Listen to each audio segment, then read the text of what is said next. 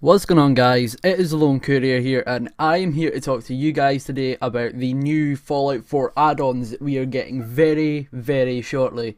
Now, it's going to be a batch of 3 that have been announced so far, and the first one is going to be called the Automatron pack, or Automatron pack, I don't know how you want to pronounce that. It's focused on robots, that's basically it. The description reads, the mysterious mechanist has unleashed a horde of evil robots into the Commonwealth, including the devious Robo-Brain. Hunt them down and harvest their parts to build and mod your own custom robot companions. Choose from hundreds of mods, mixing limbs, armor, abilities, and weapons like the all-new lightning chain gun. Even customize their paint schemes and choose their voices. Now, this DLC pack seems quite minor. It will be released in March 2016. It will cost $9.99 if you're in the US. It will cost £7.99 if you're in the UK, and it will cost $16.95 if you're in Australia, which is a pretty fair price, I'm going to be honest, compared to most DLC packs nowadays. This is the first of the free add-ons we are going to get. The second add-on we are going to get is called the Wasteland Workshop. That will be costing $4.99 if you're in the US, £3.99, and then $7.95 in Australia. This will be released in April, which is a month straight after the first one. With the Wasteland Workshop, design and set cages to capture live creatures, from raiders to Deathclaws. Tame them or have them face off in battle, even against your fellow settlers. The Wasteland Workshop also includes a suite of new design options for your settlements, like Nexi Tube Lightning, letter kits, taxidermy, and more. That is going to be the second DLC pack. The third we are going to get is the add-on itself. This is going to be called Far Harbour. It will be costing $24.99, £19.99, and $39.95 if you're in Australia. It will be released in May, and the description for this reads, a new case from Valentine's Detective Agency leads you on a search for a young woman and a secret colony of simps. Travel off the coast of Maine to the mysterious island of Far Harbour, where higher levels of radiation have created a more feral world. Navigate through the growing conflict between the simps, the children of Atom, and the local townspeople. Will you work towards bringing peace to Far Harbour, and at what cost?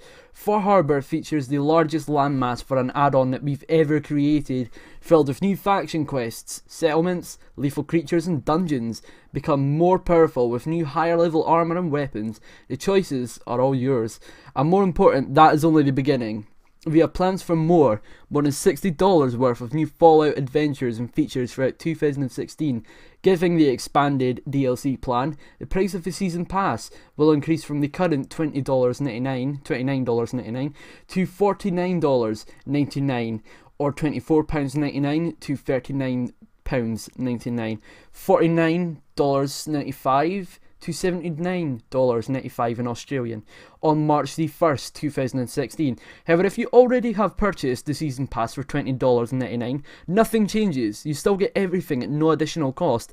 The full $60 offering of add-on content for the original price of $29.99. In addition, if you didn't buy the season pass yet, there is still time. Anyone who buys the season pass for $20.99 before March 21st will get all $60 worth of content. This is our way of saying thanks to our loyal fans who have believed in us and supported us over the years. There is also a little description here reading about the closed betas. It says, want a chance to play these add-ons early? We'll be running closed betas for each of the add-ons for consoles and PC. And you can sign up right now at Bethesda.net. In order to apply, you'll need to create a registered Bethesda.net account. We will be selecting applicants in the upcoming weeks. Players accepted into the beta will receive a code to redeem the content. The beta is the full version, complete with achievements, and those participating will not have to purchase the add-on. Beyond add-ons, we'll continue to offer free updates to the game, including new features like the recent weapon debris for PC and increased draw distances for consoles, as well as more optimizations for gameplay and quests, and something we're really excited about, a complete overhaul of the survival mode that changes how you play the whole game. Food, sleep, diseases, hunger, danger, and more. We are also hard at work on the creation kit, which will allow you to create and play mods absolutely free. We're currently testing both survival mode and the creation kit now, and more details will be forthcoming. Thanks again for your continued support of Fallout 4. We can't wait for you to play more. Now, obviously, we can tell that like this year is going to be so packed with content for Fallout 4.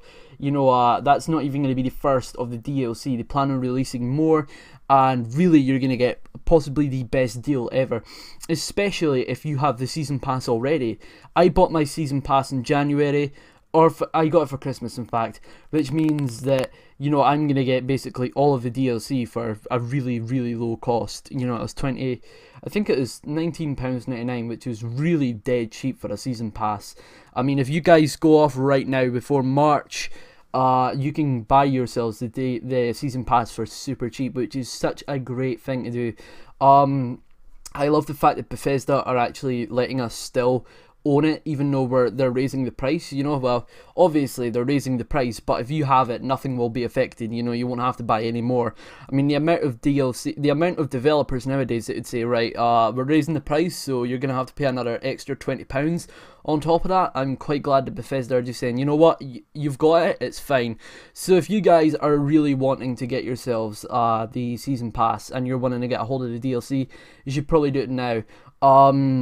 Honestly, if you even don't like Fallout too much, it's a really good return, like, for your investment, basically, because the first 3 DLC packs, that costs way over what the season pass costs, and that's not even going to be the first batch of DLC there is this year.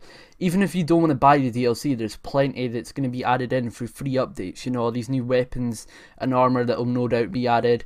There's also the creation kit, so if you don't want to buy the DLC, you can also get plenty of more content, you know, because once the creation kit is out, there will probably be a lot of quests, new weapons, armor. I mean, just look at Fallout 3 and Fallout New Vegas. The mods on that game really, really added in so much content. I remember seeing a mod that was in works for Fallout New Vegas, and it was basically an expanded story, and basically you play in what is the area again? I can't remember the area right now. I will put it on screen right now, but basically you play in a completely different area from the Mojave, and you're still playing with Caesar's Legion and the NCR, but you're not in the Mojave, so it's really, really cool to see that. And it's just honestly amazing to see how much effort that Bethesda are actually putting into this game, because obviously they're not just going to give up. I mean, it's Bethesda. I mean, like, come on, we're expecting some high quality from them, and it seems that they're really going to deliver here.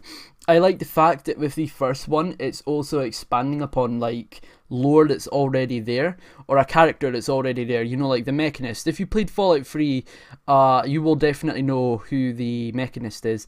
I think the quest is called the Superhuman Gambit. I think that's what it's called. I'm sorry if I got that wrong. You know, I played Fallout 3 a lot, but I haven't played it in a long time.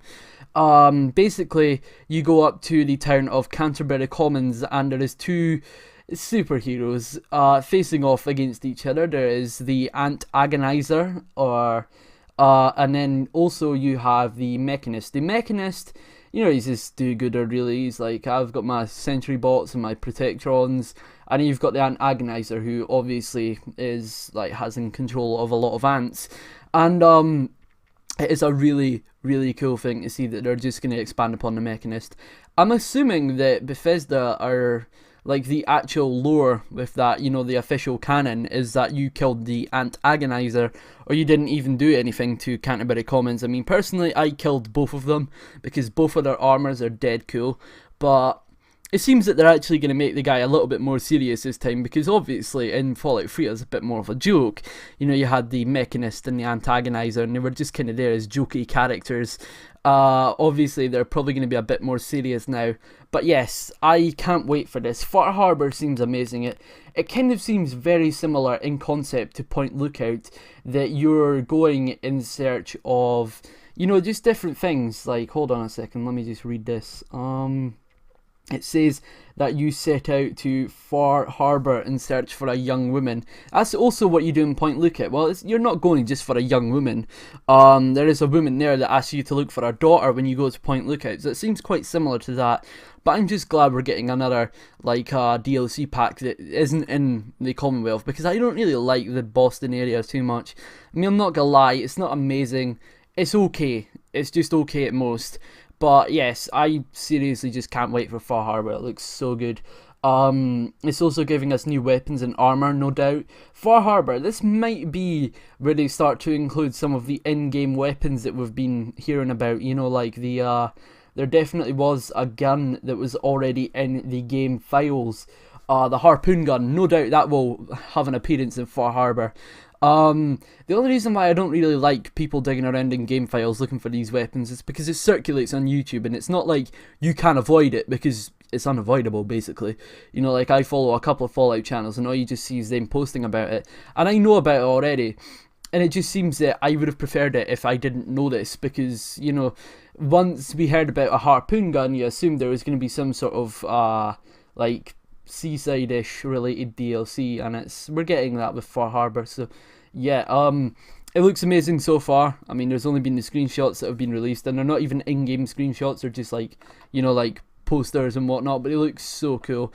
I like that they're also doing it through Valentine's Detective Agency. That's pretty cool.